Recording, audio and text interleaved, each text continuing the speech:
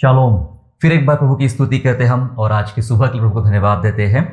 प्रियो, हमने पिछली बार एक सेवक की योग्यताओं के विषय में हमने बात किया था और आज फिर एक बार प्रभु यीशु मसीह के वचन से हम उसी विषय को आगे बढ़ाते हुए उसके दूसरे भाग में कुछ महत्वपूर्ण बातों को जानेंगे कि एक सेवक की योग्यताएं क्या होती है और उन योग्यताओं को आज परमेश्वर के वचन से हम लोग सीखने और समझने जा रहे हैं। पिछली बार हमने बाइबल की नियमावली के आधार पे, जो बाइबल में एक नियम बनाए गए थे, उस नियमावली के आधार पे सेवक कैसा होना चाहिए, इस बात पर हमने प्रभु के वचन से हमने सीखा था। उसके बाद उस सेवक के अंदर व्यक्तिगत योग्यताएं क्या होना चाहिए था, हमने उस पर अध्ययन किया। हमने अध्ययन किया उसकी पारिवारिक योग्यताएं क्या होना चाहिए, इस बात पर हमने अध्ययन किया। और उसके बाद हमने अध्ययन किया कि उसकी सेवा की योग्यताएं क्या होना चाहिए। ये तीन अलग अलग भागों पर हमने परमेश्वर के वचन से उस सेवक की योग्यताओं पर हमने मनन किया और अभ्यास किया था। और मैं मानता हूँ, मेरा विश्वास है कि बहुत सारे लोग इस वचन के द्वारा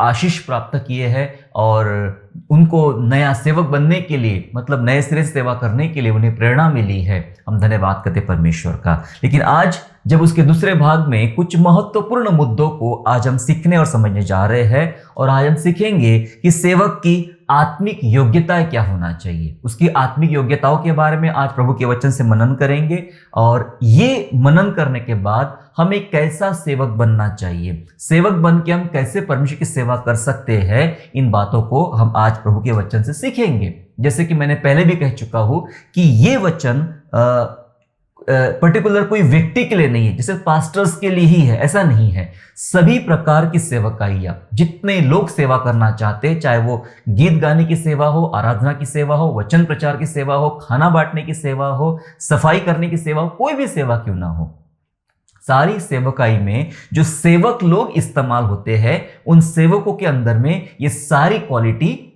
होना चाहिए, पाई जाती है। और प्रभु का वचन कुछ और अलग अलग बातें हमें सिखाता है। तो आइए आज हम सीखते हैं सेवक की आत्मिक योग्यताएं क्या होना चाहिए और सेवक की आत्मिक योग्यताओं पर प्रभु का वचन हम सीखेंगे। सबसे पहली बात, सेवक जो होता है वो आत्मा से भरा हो। सबसे पहली बात, सेवक आत्मा से भरा हो। जी हाँ, ये बहुत ज्यादा जरूरी बात एक सेवक के अंदर पाई जाती है। यदि पवित्र आत्मा से वो भरा ना हो तो मेरा अपने अनुभव के आधार पर मैं आपको बताना चाहता हूं कि हम प्रभु की सेवा नहीं कर सकते हैं। अगर हम पवित्र आत्मा से भरे ना रहे, पवित्र आत्मा के ऊपर निर्भर ना रहे, तो हम कतई प्रभु की सेवा बिल्कुल भी नहीं कर सकते हैं। बाइबल बात करती है कि कैसा सेवक आत्मा से भरा होना चाहिए। मेरे साथ निकालेंगे ड्यूटेरोनॉमी चैप्टर 34 एंड वर्स 9, व्यवस्था विवरण अध्याय 34 और वचन 9, जहां इस प्रकार से लिखा गया है, सुनिएगा। और नून का पुत्र यहोशू बुद्धिमानी की आत्मा से परिपूर्ण था। वचन कहता है नून का पुत्र यहोशू, जोशुआ के बारे में बात हो रही है, वो जोशुआ या यहोशू बुद्धिमानी की आत्मा से परिपूर्ण था, क्योंकि मूसा ने अपने हाथ उस पर रखे थे और इजरायली उस आज्ञा के अनुसार जो यहोवा ने मूसा को दी थी उसकी मानते रहे। यहोशू के बारे में लिखा है कि यहोशू बुद्धिमानी की आत्मा से परिपूर्ण था क्योंकि मूसा ने अपने हाथ उस पर रखे थे।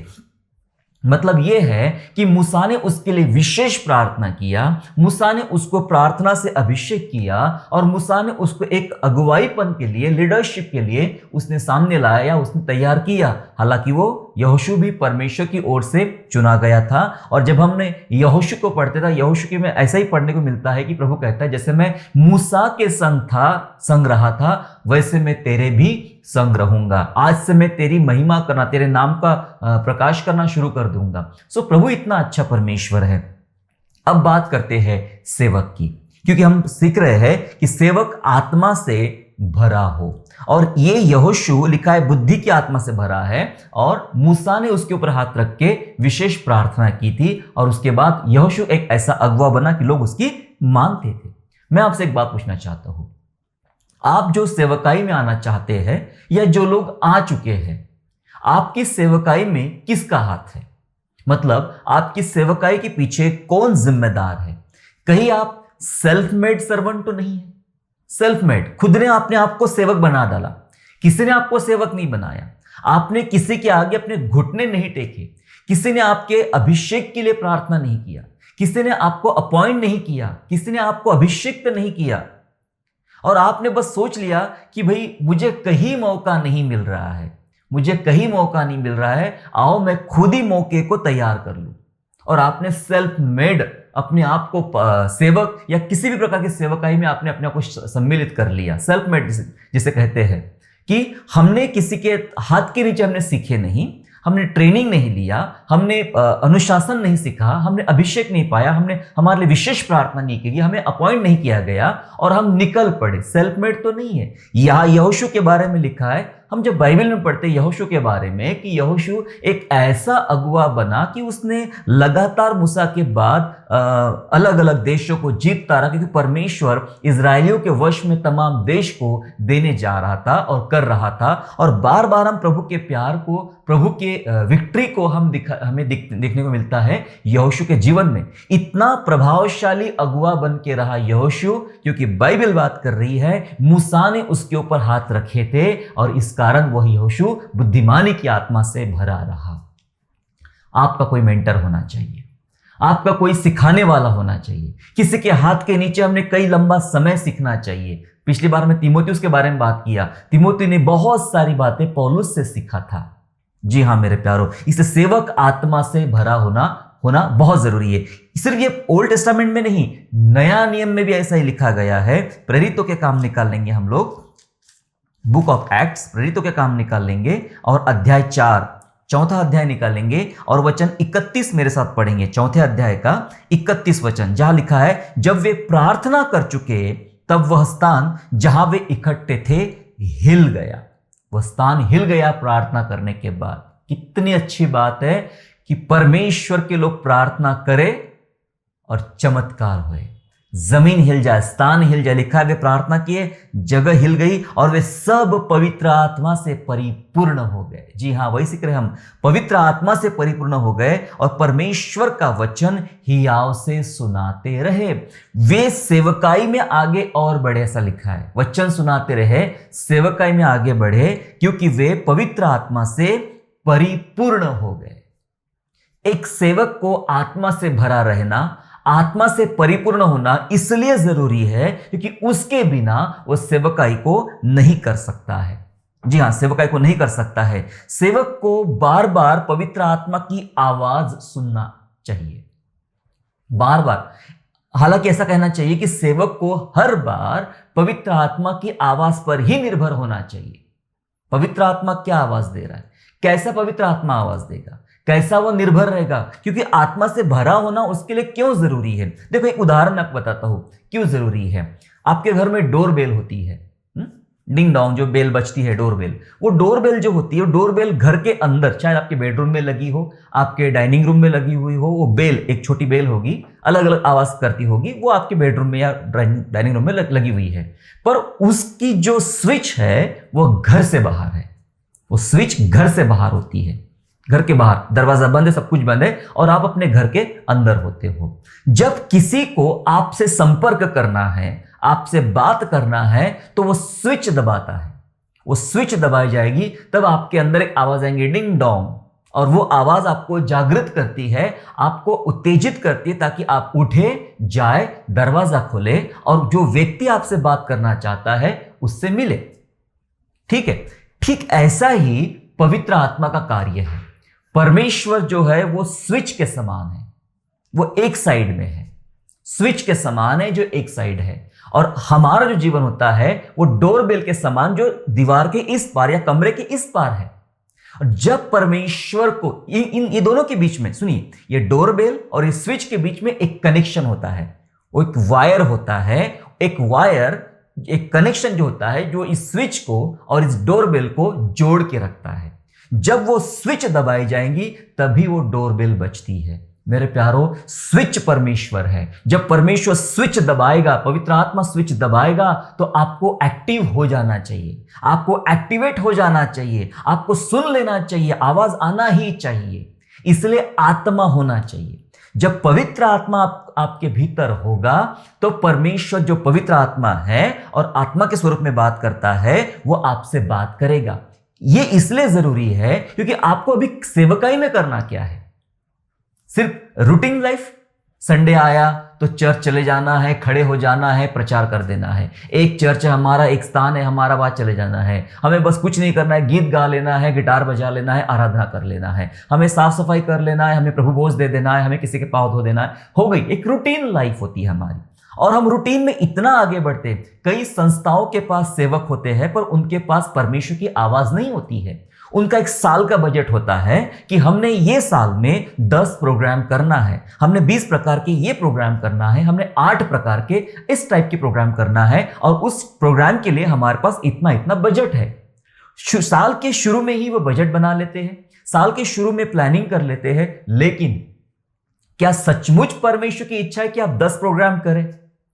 क्या सचमुच प्रभु की तमन्ना है कि आप ये 8 इस प्रकार के प्रोग्राम करें? नहीं, उनको ना टारगेट कंप्लीट करना है। साल आने से पहले जो टास्क रखा था उसे कंप्लीट करना है। कहां है परमेश्वर की आवाज?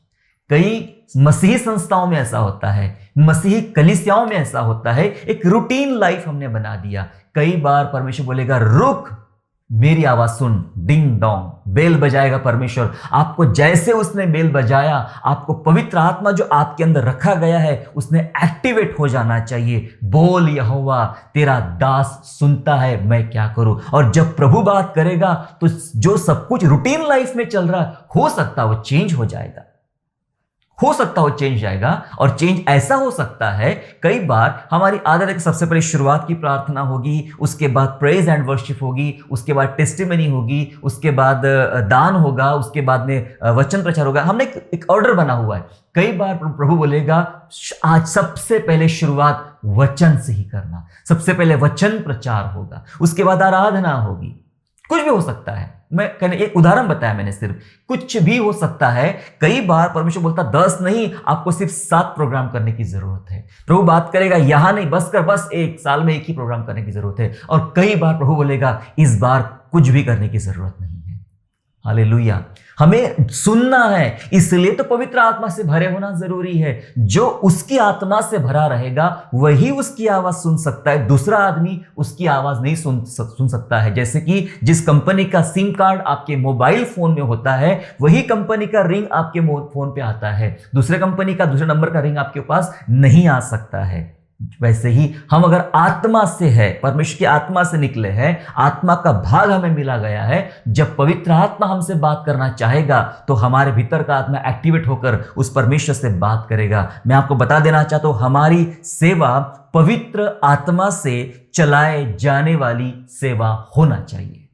हालेलुया। हमारी सेवा पवित्र आत्मा से चलाए जाने वाली सेवा होना चाहिए, ना कि किसी मनुष्य के द्वारा, ना किसी अधिकारी के द्वारा, ना पैसों के द्वारा, ना किसी प्रकार के कामों के द्वारा। पवित्र आत्मा क्या कहता है? परमेश्वर के लोग, जब हम बाइबल में पढ़ते हैं, परमेश्वर के लोग पवित्र आत्मा की सुनने के लिए बैठते थे। जब परमेश्वर जा बोलता था तब वे जाते थे, जब परमेश्वर रुक बोलता था वे रुक जाते थे, जब परमेश्वर मना करता था वे सुन लेते थे, वे नहीं जाते थे। बाइबल पढ़िए, पुराने नियम में भी ऐसा हुआ है, दाऊद ऐसा करता था, और नए नियम में भी ऐसा हुआ है, पौलुस ऐसा करता था, और कई सेवक ऐसे करते हैं। इसलिए मैंने कहा सेवक के अंदर एक आत्मिक क्वालिटी होना चाहिए, आत्मिक योग्यताएं होना चाहिए कि सेवक पवित्र आत्मा से भरा हुआ होना चाहिए। सेल्फ मेड सेवक होने की जरूरत नहीं। जैसे यहोशू के ऊपर हाथ रख के मूसा ने अभिषेक दिया, आपको भी अपने ऊपर एक ऐसा वरिष्ठ अगुवा होना चाहिए जो आपके लिए दुआ करे, जो आपको चिताए, जो आपको सिखाए, जो आपको समझाए, जो आपको आपका मेंटर बने, जो आपको मदद करे और आप उसके हाथ के नीचे सीखने वाले बने। शमूएल ने एली याजक के हाथ के नीचे रह के बहुत सारी बातें सीखा। हालेलुया। गमलीएल के पास पौलुस ने सीखा। ऐसे बहुत सारे उदाहरण बाइबल में हैं, हम सबको सीखना है। जी हाँ, इसलिए आत्मा से भराना जरूरी है। ये पहली बात थी। दूसरी बात, उस सेवक के अंदर क्या होना चाहिए, या फिर दूसरी योग्यता है उस सेवक के अंदर क्या होना चाहिए। दूसरी योग्यता होना चाहिए सेवक को वचन का ज्ञान हो, सेवक को वचन का पर्याप्त ज्ञान होना चाहिए। क्या यह जरूरी है? कोई कहेगा मेरा काम तो सिर्फ साफ सफाई करना है, मैं वचन का ज्ञान रख के करूंगा क्या? मुझे थोड़ी ना कोई वचन प्रचार करना है। कोई कहेगा मुझे सिर्फ आराधना करना, गिटार बजाना है, तो मुझे वचनों का ज्ञान की क्या जरूरत है, मुझे सिर्फ गीत गाना आना चाहिए। आज सुनिए, आज बहुत सारे गीत गाने वाले आ चुके हैं, बहुत सारे गीत गाते हैं लोग, अच्छी बातें हैं, पर आपने कुछ बात नोटिस किया क्या? जो गीत गा रहा है उसके पास वचन का अभिषेक है, वचन की सामर्थ है, तब वो प्रभावशाली लगता है वो गीत। नहीं तो परफॉर्मेंस लगता है, बहुत अच्छा गिटार बजाया जा रहा है, बहुत अच्छा म्यूजिक है, बहुत अच्छा स्टूडियो है, बहुत अच्छा वीडियो है, वीडियोग्राफी है, ये है वो है, एक्टिंग बहुत अच्छी है, पर अभिषेक कहाँ है? अभिषेक कहाँ है? आजकल लोग दूसरे बॉलीवुड के या दूसरे सिंगर्स को भी बुलाकर प्रभु यीशु के गीत गवाना चाहते हैं। अच्छी बात है ना? उनकी आवाज लोग सुनते हैं, जो बॉलीवुड में या हॉलीवुड में सॉन्ग गाते हैं उनकी आवाज सुनते हैं। मैं भी कई बार उनकी आवाज गीत सुनने का प्रयास किया, लेकिन गीत तो अच्छे होते हैं, आवाज भी अच्छी होता है, म्यूजिक भी अच्छी होती है, परंतु अभिषेक गायब रहता है। अभिषेक ही नहीं है, जो गीत गा रहा है उसके अंदर अभिषेक, क्योंकि इसके पहले वो दूसरे ईश्वरों के गीत गाकर आया है। ये गीत गाने से पहले उसने फिल्मों में उल्टे सीधे गीत गाकर आया है, उसका जीवन अशुद्ध है, अपवित्र है। हो सकता है कि रिकॉर्डिंग के बाद वो और कहीं जाएगा, कुछ करके आएगा। अभिषेक नहीं है उसके पास। अभिषेक होना चाहिए, और अभिषेक तब ठहरा रहेगा जब तक आपके पास वचन ठहरा हुआ है। हालेलुया। वचन नहीं तो अभिषेक नहीं। इसलिए हर आदमी को, चाहे किस प्रकार की भी सेवा कर रहा हो, उसको वचन का पर्याप्त ज्ञान होना चाहिए, क्योंकि वचन ही उसको चलाएगा, वचन ही उसको सिखाएगा, और वचन ही जो कुछ वो सेवा कर रहा है उसे करने में सहायता करेगा। क्यों वचन का ज्ञान होना चाहिए? मैं सब निकालेंगे। पहला कुरिन्थियों 2 अध्याय और वचन 4, 1 Corinthians chapter 2 and verse 4, जहां लिखा है, मेरे वचन और मेरे प्रचार में ज्ञान की लुभावने वाली बातें नहीं, परंतु आत्मा और सामर्थ का प्रमाण था। हालेलुया। परमेश्वर का वचन कहता है, पौलुस कह रहा है कुरिन्थियों की कलीसिया को कि मेरे वचन और मेरे प्रचार में, जी हाँ, मेरे वचन में और मेरे प्रचार में ज्ञान की लुभावने वाली बातें नहीं है। ज्ञान की लुभावने वाली बातें नहीं है। कई बार जब हम सेवकाई करने के लिए आगे आते हैं, काउंसलिंग करने के लिए आगे आते हैं, लोगों से बात करने के लिए आगे आते हैं, या कोई प्रकार की सेवा करने आगे आते हैं, तो हम कई बार किस्से और कहानियां लेकर बैठते हैं। मैं एक बार ऑस्ट्रेलिया गया था पर वहां पर ऐसा हुआ, मैं एक बार अमेरिका गया वहां पर ऐसा हुआ, मैं एक भाई के घर में गया वहां पर ऐसा हुआ, एक राजा से मेरी मुलाकात हुई, एक रानी से। भाई ये क्या चल रहा है? यहां वहां के किस्से, फिर मेरी बीवी ने ऐसा ऐसा किया था, एक दिन खाना पकाया ना, क्या टेस्टी खाना था, फिर मेरे बेटे ने वो काम किया था। भाई आपके घर की कहानियां सुनने के लिए हम यहां पर इकट्ठा नहीं है। आपने अमेरिका में आपके साथ में क्या हुआ, आपके साथ ऑस्ट्रेलिया में क्या हुआ, यह सुनने के लिए आपके साथ नहीं है। हम सुनना चाहते हैं परमेश्वर का वचन। हम सुनना चाहते हैं परमेश्वर आज क्या बात करना चाहता है। जब हमारे पास कहने के लिए कुछ नहीं होता है, विशेष रूप से वचन नहीं होता है, तो हम सारा टाइम पास करते हैं, इधर की उधर की बातें, अपनी बढ़ाई या अपने बारे में बातें करते हैं हम लोग। और ये ऐसी लुभावने वाली बातें, किसी को लगता है कितना बड़ा आदमी है ये, तो ये फलाने स्टार को मिलकर आया है, फलाने नेताजी को मिलकर आया है, इतने बड़े प्राइम मिनिस्टर को मिलकर आया है, प्रेसिडेंट को मिलकर आया है, वहां जाके प्रचार किया, ये तो बहुत बड़ा है। हमने किसको बड़ा करना है? परमेश्वर को, ना कि खुद को। ये ऐसी बातें, लुभावने वाली बातें लोगों को आकर्षित कर सकती है। अगर आपके पास ऐसी किस्से कहानियां हैं, ऐसी घटनाएं हैं, आप एक अच्छे स्टोरी टेलर बन सकते हो, तो आप कई सारे लोगों को अपनी तरफ आकर्षित करके रख सकते हो। पर फायदा क्या है? फायदा क्या है? फायदा कुछ भी नहीं, क्योंकि आप यीशु की तरफ उनको आकर्षित नहीं कर पा रहे हो, और आप उनके जीवन में कोई इंपैक्ट नहीं डाल पा रहे हो। तो पौलुस कहता है कि मेरे प्रचार में, मेरे वचन में ज्ञान की लुभावने वाली बातें नहीं है, जो लोगों को लुभाए, ऐसी कोई बात नहीं है, परंतु मेरे पास पवित्र आत्मा और सामर्थ का प्रमाण है। पवित्र आत्मा है और उसकी सामर्थ मेरे पास में है, मेरे वचन प्रचार में वो है। मेरे प्यारो, सेवक लोगों को वचनों का ज्ञान प्रॉपर होना ही चाहिए, और जब ज्ञान नहीं होता है तब आपकी सेवकाइयां व्यर्थ हो जाती है, आपकी सेवकाइयां फेल हो जाती है। आप कुछ भी काम सेवकाई में कर रहे हो, उसमें आपको फल दिखाई नहीं पड़ता है। पता है क्यों जरूरत है वचनों का ज्ञान होना? चाहे आप गिटार बजाते हो, चाहे आप ड्रम बजाते हो, चाहे आप वर्शिप लीड करते हो, चाहे आप प्रचार करते हो, चाहे आप सफाई करते हो, चाहे आप खाना बांटते हो, चाहे आप दान लेते हो, कुछ भी करते हो, क्यों वचनों का ज्ञान होना चाहिए? आपको नहीं पता कि हर एक व्यक्ति हम सिपाहियों के समान है। हम एक सिपाही है, परमेश्वर के राज्य के सिपाही है। आर्मी में जाके देखिए, आर्मी में सिर्फ बंदूक चलाने वाले कोई सिपाही नहीं बोलते। जो लोग ड्राइविंग करते, कार चलाते हैं, ट्रक चलाते हैं, उनको भी सिपाही कहा जाता है। और जितनी चतुराई एक सादे सिपाही को बंदूक चलाने में है, उतनी ही सफाई से ये ड्राइवर भी बंदूक चला सकता है। उन आर्मी में खाना पकाने वाले भी होते हैं, खाना पकाने वाले लोग भी होते हैं, वो भी सिपाही है। मौका आने पर, समय आने पर उन्हें भी बंदूक उठाना पड़ता है, और वे भी बहुत अच्छे तरीके से बंदूक चलाना जानते हैं। भले उनका रोज का काम चम्मच के साथ, बर्तनों के साथ काम खेलना हो, लेकिन समय आए तो वो बंदूक चलाना जानते हैं। एक ड्राइवर बंदूक चलाना जानता है, दूसरे काम करने वाले लोग भी बंदूक चलाना जानते हैं। मैं आपसे पूछता हूं परमेश्वर के लोगों, क्या आप बंदूक चलाना जानते हैं? सफाई करने वाले बंदूक चलाना जानते हैं, गीत गाने वाले बंदूक चलाना जानते हैं, खाना बांटने वाले बंदूक चलाना जानते हैं। बंदूक क्या है? परमेश्वर का वचन। तलवार बोला गया है ना बाइबल में, परमेश्वर के वचन को क्या वो चलाना जानते हैं? क्योंकि वो जानोगे तो आपके द्वारा पता कितने लोगों को लाभ होगा। एक छोटी लड़की नामान के घर में जाती है, वो बंदूक चलाना जानती थी। जी हां, समय पर बंदूक चलाना जानती थी। उसने बंदूक चलाई, अपने मालकिन को बताया कि मेरा स्वामी नामान अगर हमारे देश में होता तो कब का ठीक हो जाता, कब का चंगा हो जाता। उसने वचन का प्रचार किया और नामान को जाना पड़ा और नामान चंगा हो गया।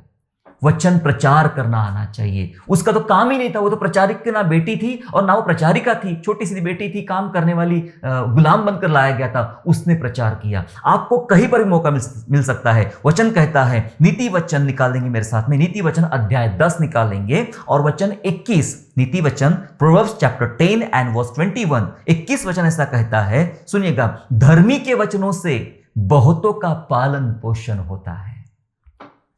Praise the Lord. धर्मी के वचनों से बहुतों का पालन पोषण होता है, परंतु मूढ़ लोग निर्बुद्धि होने के कारण मर जाते हैं। क्या आपने सोचा कभी कि आपके वचनों से कितने सारे लोगों का परवरिश होती है, उनका पालन पोषण होता है? लोग सुनना चाहते हैं परमेश्वर का वचन, लोग आपसे कुछ काउंसलिंग सुनना चाहते, लोग आपके द्वारा कोई प्रभावशाली बातें सुनना चाहते। उनके जीवनों में दुख है, अशांति है, रोग है, चिंताएं हैं, वो उसमें से आजाद होना चाहते। अगर ऐसी कोई बात आपके मुंह से वो सुन ले, क्या सुनाएंगे आप? किससे? कहानियां, स्टोरीज, यहां की बातें, वहां की बातें, ज्ञान की बातें, साइंस की बातें, क्या बताओगे आप? वचन होना चाहिए। इसलिए सेवक को वचनों का पर्याप्त ज्ञान होना चाहिए, तभी वो उसकी सेवकाई में फल दिखेंगे। ये उसके अंदर योग्यता होना चाहिए। जी हां, उसके लिए क्या करना चाहिए? Bible study. कहां से मिलेगा वचन? व्यक्तिगत बाइबल स्टडी, क्वाइट टाइम, शांत समय मनन का होना चाहिए आपके पास में। और बाइबल स्टडी सेवक के जीवन का सबसे बड़ा इन्वेस्टमेंट है। हालेलुया। सेवक के जीवन का सबसे बड़ा इन्वेस्टमेंट है। उसने अपना समय कहां दिया है, कहां दिया है, यह जानना जरूरी है।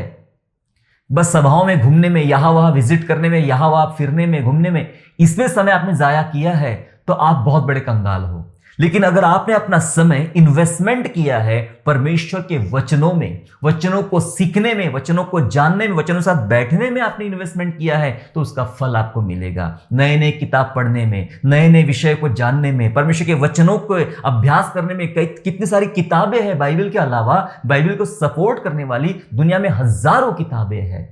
उन किताबें हमारे पास होना चाहिए, जिसका हम लोग मनन करें, जिसको हम लोग सीखे समझे और लोगों को समझा पाए। मैंने अपने जीवन में एक ऐसा इन्वेस्टमेंट किया बाइबल स्टडी के पीछे। जब मुझे कहीं से पैसा मिलता था तो पैसा मैं खर्चा करना से बचता था। मुझे कोई शौक नहीं था बाहर जाने का, नाश्ता करने का, चाय पीने का, ये करने का कोई शौक नहीं था। मैं वो पैसा बचा लेता था और वो पैसा बचा के कुछ अच्छी किताबें खरीदना, कुछ अच्छी बाइबल खरीदना, कुछ अच्छा अपना इन्वेस्टमेंट करना सीखने के लिए मैंने वो सीखा, किया। और आज मैं प्रभु का वचन सीख पा रहा हूँ। आज प्रभु का वचन में थोड़ा बहुत, बहुत ज्यादा लेकिन थोड़ा बहुत मैं प्रभु का वचन सीख पा रहा हूँ मेरे प्यारों। इसलिए बाइबल स्टडी कीजिए। बाइबल के साथ जितनी बुक्स मिलती है जो उसको सपोर्ट करती है सिखाने के लिए, उसको आप खरीदिए। और आपका इन्वेस्टमेंट होना चाहिए बाइबल स्टडी में। मेरे प्यारों, पहले सीखना शुरू करें, पहले सीखना शुरू करें, फिर सिखाना शुरू करें। पहले सीखे परमेश्वर। एक अच्छा विद्यार्थी ही अच्छा शिक्षक बन सकता है। A.W. टोजर कहते हैं कि उसकी ना सुनना जो परमेश्वर की नहीं सुनता है। जी हां, हमें सुनना है परमेश्वर की, हमें पहले खुद सीखना है, अच्छा स्टूडेंट बनना है हमें, तब जाके हम सिखा पाएंगे। ये दूसरी योग्यताएं थी सेवक के अंदर। तीसरी जो योग्यताएं होती है सेवक के अंदर में, वो तीसरी योग्यताओं को हम जानेंगे। तीसरी योग्यताएं है सेवक खोई हुई आत्मा के प्रति सेवक को बोझ हो। सेवक को खोई हुई आत्मा के प्रति बोझ हो। जी हां, हम क्यों सेवक है? क्योंकि हमें प्रभु यीशु के जैसे सोचना है हमें। और यीशु को कैसा था? यीशु को जो आत्माएं खोई गई थी, खोई हुई थी, उसके प्रति बोझ था। वो कहता है मैं 99 को छोड़कर जो भेड़ खो गई है उसको ढूंढने आता हूं। आपको और मुझे यीशु मसीहा ढूंढने के लिए आया और उसने हमें ढूंढ लिया। मेरे प्यारो, जब हम सेवक होते हैं तो सेवक को खोई हुई आत्माएं, कई ऐसी आत्माएं आपको मिलेगी जो संसार में खो गई है, परमेश्वर के पास नहीं है। ऐसी आत्माओं के बारे में आपके अंदर बोझ होना चाहिए। लूका चैप्टर 19वां अध्याय और वचन 10, gospel of Luke chapter 19 and verse 10 इस प्रकार कहता है, क्योंकि मनुष्य का पुत्र खोए हुओं को ढूंढने और उनका उद्धार करने के लिए आया। यीशु मसीहा खोए हुओं को ढूंढने आया है, उनका उद्धार करने आया है। आपका और हमारे प्रभु का लक्ष्य की होना चाहिए, या ऐसा कह दूं मैं कि यीशु का जो लक्ष्य है वही लक्ष्य कलीसिया का होना चाहिए। यीशु का लक्ष्य यह है कि खोई हुई आत्माओं को ढूंढने आया, उनका उद्धार करने आया। जब एक सेनापति लड़ाई पे जाता है तो वो सोचता है कि मैं मेरे राजा के लिए लड़ रहा हूं। जी हां, मेरे सिपाही मेरे राजा के लिए लड़ रहे हैं। ठीक वैसे ही हमने राजा का उद्देश्य क्या है, राजा क्या चाहता है, वही बातें हमें करना है, राजा के उद्देश्य को पूरा करना है। तो सिपाहियों को भी राजा के साथ या राजा के लिए लड़ना होता है। मेरे प्यारो, यही बाइबल बात बता रही है। और प्रभु यीशु मसीह हमारा राजा है और उसे खोई हुई आत्मा के बारे में उससे बड़ा बोझ है। वो तो ऐसा भी कहता है यूहन्ना अध्याय 10 में, gospel of John and chapter 10, gospel of John chapter 10 and verse 16, 16 वचन में ऐसा कहता है। 10वें अध्याय के 16 वचन में ऐसा लिखा है कि और मेरी और भी भेड़ें हैं जो इस भेड़शाला की नहीं, मुझे उनका लाना अवश्य है। वे मेरा शब्द सुनेंगी, तब एक ही झुंड और एक ही चरवाहा होगा। प्रभु यीशु कहते हैं कि मेरी और भी भेड़ें हैं जो इस भेड़शाला की है ही नहीं, उनको भी लाना जरूरी है। खोई हुई आत्माएं हैं मेरे प्यारो, खोई हुई आत्माएं हैं मेरे प्यारो, जिनको लाना जरूरी है, जिनको लाना जरूरी है। क्या आपकी नजर में ऐसे लोग हैं जो प्रभु से दूर है, प्रभु के पास नहीं है और वे घूम रहे हैं संसार में? आपके इर्द गिर्द ही वो घूमते हैं, आपके इर्द गिर्द ही वे घूमते हैं। क्या उनके बारे में आपके अंदर कोई ऐसा बोझ आता है कि ये प्रभु को जान ले तो कितना अच्छा होगा, ये व्यक्ति अंधकार में भटक रहा है, ये जीवन के पास आ जाए तो कितना अच्छा होगा? मेरे प्यारो, अंधकार और पाप में जीने वालों के प्रति, अंधकार और पाप में जीने वालों के प्रति हर दिन हमारे मन में पीड़ा होना चाहिए, हर दिन पीड़ा होना चाहिए कि कितने सारे लोग हैं जो जीवन के पास नहीं है, प्रभु के पास नहीं है। खोई हुई आत्माओं के प्रति आपको बोझ होना चाहिए मेरे प्यारो, उसके बगैर हम सेवक नहीं बन सकते हैं।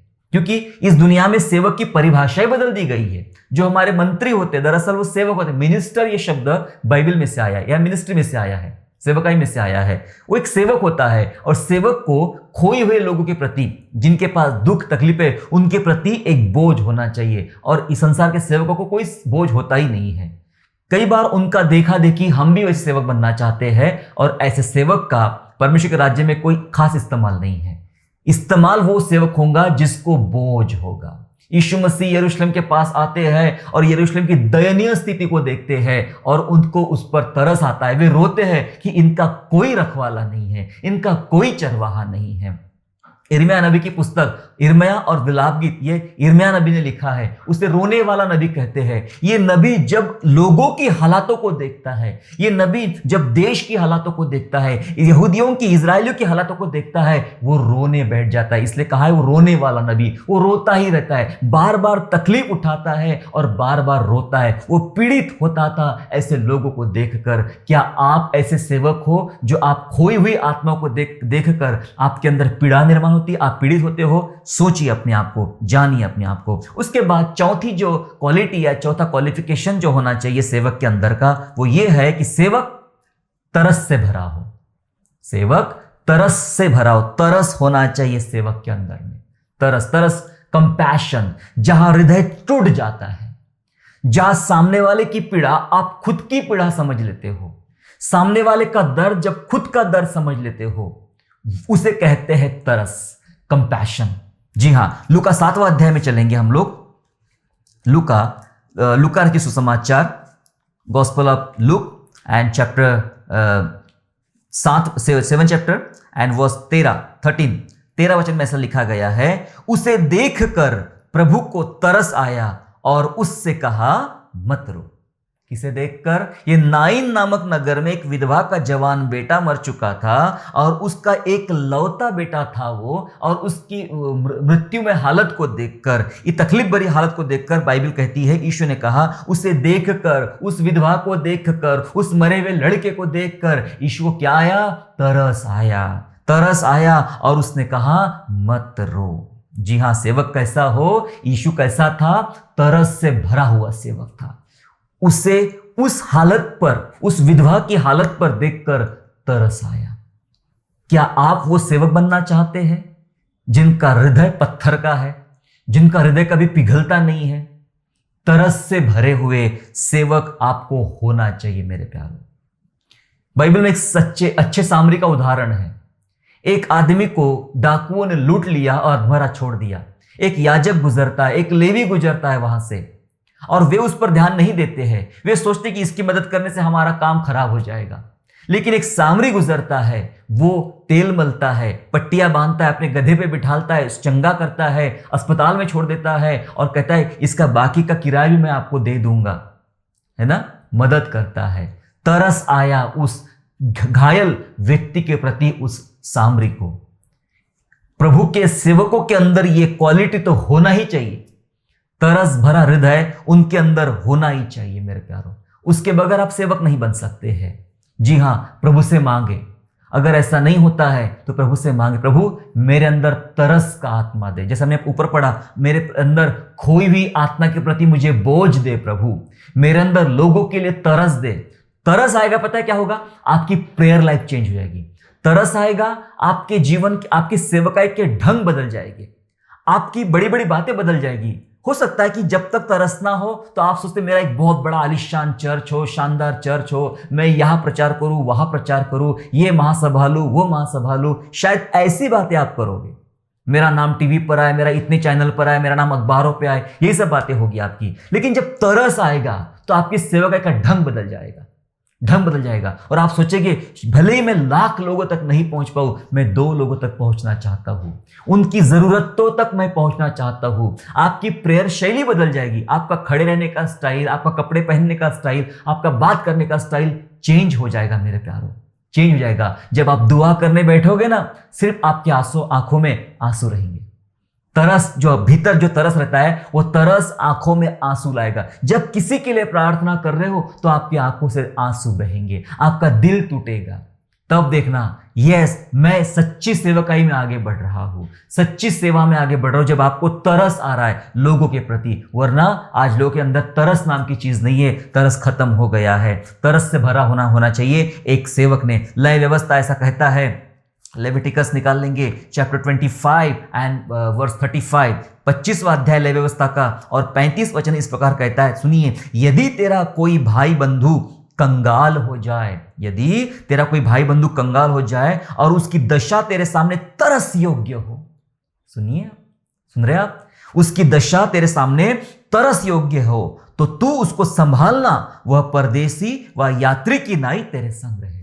तू उसको संभालना यदि उसकी दशा तरस भरी हो, दयनीय दशा हो, तरस भरी दशा हो, तरस के योग्य हो। जब तेरा भाई बंधु कंगाल या उसकी दशा में कोई तकलीफें हो, क्या आप ऐसे लोगों को देखते हो जो बीमारी में है, कंगाली में है, बदनामी में है, बहुत गुमसुम है, टूट चुके हैं? ऐसे लोगों को तरस की जरूरत है मेरे प्यारे। ऐसे लोग जो आए, उन्हें सीने से लगा कहे, मेरे भाई प्रभु यीशु तुझसे बहुत प्यार करता है, इस कारण मैं भी तुझसे बहुत प्यार करता हूं। मेरी बहन, परमेश्वर तुझसे बहुत प्यार करता है, इसलिए मैं भी तुझसे बहुत प्यार करता हूं। तरस भरा हृदय होना चाहिए, टूट जाना चाहिए हृदय, उसे कहते हैं तरस। जी हां, तरस की आत्मा ही सेवक की असली आत्मा है। तरस की आत्मा ही सेवक की असली आत्मा है मेरे प्यारों, वो होना ही चाहिए, उसके बगैर आप परमेश्वर के सेवक नहीं बन सकते हो। ये क्वालिटी, आखिरी क्वालिटी पढ़ के हम लोग जल्दी समाप्त करेंगे कि आखिरी जो लास्ट बट नॉट लिस्ट, ये खास है ना, खास है कि ये आखिरी योग्यताएं भी उस सेवक के अंदर होना चाहिए। मेरे साथ निकालेंगे मत्ती रचित सुसमाचार अध्याय 23, 23 and verse 1 and verse 2, gospel of Matthew chapter 23 and पहला दूसरा वचन, जहाँ इस प्रकार लिखा है, तब यीशु ने भीड़ से और अपने चेलों से कहा, शास्त्री और फरीसी मूसा की गद्दी पर बैठे हैं, इसलिए वे तुमसे जो कुछ कहे वह करना और मानना, और उनके से काम मत करना, क्योंकि वे कहते तो है पर करते नहीं। तीसरा वचन क्या कहता है? वो तुमसे जो कहे वो करना और मानना, परंतु उनके से काम मत करना, क्योंकि वे कहते तो है पर करते नहीं। ये कैसे सेवक, ये अपने आप को सेवक बोलते हैं। शास्त्री और फरीसियों की बात हो रही यहां पे, ये अपने आप को सेवक कहते हैं, ये अपने आप को अगुवे कहते हैं। आप कैसे सेवक बनना चाहते हैं? आप कैसे अगुवे बनना चाहते हैं? जी हां, सेवक कैसा हो? सेवक जैसा बोले वैसा चलने वाला होना चाहिए। सेवक जैसा बोले, जैसा प्रचार करे, जैसा थॉट रखे, वैसा उसने चलने वाला होना चाहिए। जबकि ये शास्त्री फरीसी कहते बहुत कुछ थे, अच्छी अच्छी बातें करते, इसलिए यीशु ने कहा वो जो कहते हैं वे सुनना भी और मानना भी, लेकिन वो जो करते हैं ना वो मत करना, क्योंकि वो कहते कुछ है और करते कुछ है। कई बार हमारे सेवक कहते कुछ है, जब पुलपिट मिल जाए, स्थान मिल जाए, जगह मिल जाए, कहते कुछ है, और जब करने की बारी आती है करते कुछ भी नहीं है। कई बार सेवक लोग, कुछ भी प्रकार के सेवक या जब सेवा करने का मौका आता है तो उनके पास करने के लिए, बताने के लिए बहुत कुछ चीजें हैं, लेकिन जब खुद करने की बारी आती है तब कुछ भी नहीं करते। लेकिन सेवक कैसा होना चाहिए? जैसा बोले वैसा चलने वाला होना चाहिए। दूसरी बात भाषा में कहूं तो सेवक का जीवन ट्रांसपेरेंट होना चाहिए। आर पार कोई आपके जीवन को झांक के देख ले, कोई आपके जीवन को देख ले, समझ सकता है, आपको देखकर, आपके साथ 2 घंटा बिताकर समझ सकता है कि आपका जीवन ट्रांसपेरेंट है। आपने कुछ भी छिपा के रखा नहीं, जो आप बोलते हो, जो आप करते हो, वैसा ही आप हो। आप कोई नकली बात नहीं करते हो, ना नकली जीवन जीते हो। जाली नोट जो होता है वो असली नोट के जैसा ही होता है, पर उसकी वैल्यू 0 है, उसकी वैल्यू 0 है। चलो आपके पास में कोई 5000 या 500 का एक नोट है, और आपके पास एक जाली नोट है 500 रुपए का, दिखने में सेम है, एक जैसा कलर है, एक जैसा आकार उकार सब है, लेकिन उस जाली की कीमत 0 है। वो किसी 1 रुपए का भी खरीदेगा नहीं उसको कोई, वो 0 है। और असली नोट जो 500 का है सो 500 का ही रहेगा। जो असली सेवक रहेगा उसकी कीमत ज्यादा है, लेकिन जो जालीपन रहेगा, मतलब जाली जीवन जिएगा, नकली जीवन जिएगा, बताएगा कुछ, करेगा कुछ, उसकी वैल्यू परमेश्वर के राज्य में 0 है मेरे प्यारों, है ना। ट्रांसपेरेंट रखिए, ट्रांसपेरेंट रखिए। लोग मेरे से मिलते हैं, कहते हैं अरे आप तो वैसे ही हो जैसे प्रचार करते हो। मैं सादी बातें भी ऐसी बोलता हूं, सिंपल बात भी ऐसे रहता हूं, ऐसा ही करता हूं, ऐसा ही जीता हूं। इसलिए ये वचन रिकॉर्डेड आपके पास मेरा मिलेगा कि प्रभु का वचन क्या सिखाता है, मैंने क्या सीखा हूं, और वो हम सबको क्या सिखाना चाहता है। पहले हमें करना है, बाद में लोगों से करवाना है। हमने टोटल 5 बातों को आज हमने सीखा कि एक सेवक की योग्यताएं क्या होना चाहिए। आत्मिक योग्यता के बारे में हमने सीखा कि सेवक आत्मा से भरा होना चाहिए, एक सेवक को वचनों का ज्ञान होना चाहिए। हमने सीखा एक सेवक खोई हुई आत्मा के प्रति उसके अंदर बोझ हो। हमने सीखा एक सेवक के अंदर तरस भरा हृदय हो, और हमने सीखा सेवक जैसा बोले वैसा चलने वाला उसने होना चाहिए। ये 5 महत्वपूर्ण बातें आप अपने जीवन में लाने का प्रयास करें और बेहतर सेवक बने, क्योंकि परमेश्वर आपको सेवक बनाना चाहता है और उसको सेवकों की बहुत ज्यादा आवश्यकता है। खेत पक चुके हैं, मजदूर थोड़े हैं। आओ हम मजदूर बने परमेश्वर के राज्य में, और वैसे सेवक बने जैसा परमेश्वर हमें बनाना चाहता है। आइए हम लोग प्रार्थना करें। सर्वशक्तिमान सर्वसामर्थ्य पिता परमेश्वर, प्रभु यीशु, आपका हम धन्यवाद करते हैं। आप हमारे सच्चे परमेश्वर हैं, आप हमारे अच्छे परमेश्वर हैं, और आपने हमको सेवक बनाया पिता परमेश्वर। हमने पिछली बार देखा तीमुथियुस के पत्री में पिता राजा की सेवक कैसा होना चाहिए, बाइबल की नियमावली उसके लिए क्या है, व्यक्तिगत जीवन कैसा हो, पारिवारिक योग्यताएं कैसी हो, सेवकाई की योग्यताएं कैसी हो। हमने इन बातों को देखा प्रभु जी, हमें सीखने का मौका दे। आज हमने सीखा कि उसके अंदर एक आत्मिक योग्यताएं क्या होना चाहिए। प्रभु इस आत्मिक योग्यताओं के आधार पर प्रभु जी वो सेवक बन सकता है। प्रभु इसमें हो सकता है मेरे अंदर, हम सबके अंदर ऐसी कोई योग्यताएं है नहीं, या थोड़ी है, या हम सबको ज्यादा पाने की आवश्यकता है। विनती करते स्वामी, आइए हमें इस योग्यताओं में तैयार कीजिए ताकि हम अच्छे सेवक बन सके और आपकी सेवा कर सके और बहुत सारा फल आपके राज्य में हम दे सके। प्रभु जी हमें ऐसा बनाइए। अगर हमें किसी के अंदर ऐसी कोई कमियां हैं तो आप भरिए प्रभु, सिखाइए, समझाइए और अपनी महिमा कराइए। धन्यवाद स्तुति करते हैं, महिमा आदर गौरव आपको देते हुए ये प्रार्थना हमारे उद्धारकर्ता प्रभु यीशु मसीह के नाम से मांगते हैं, आमीन।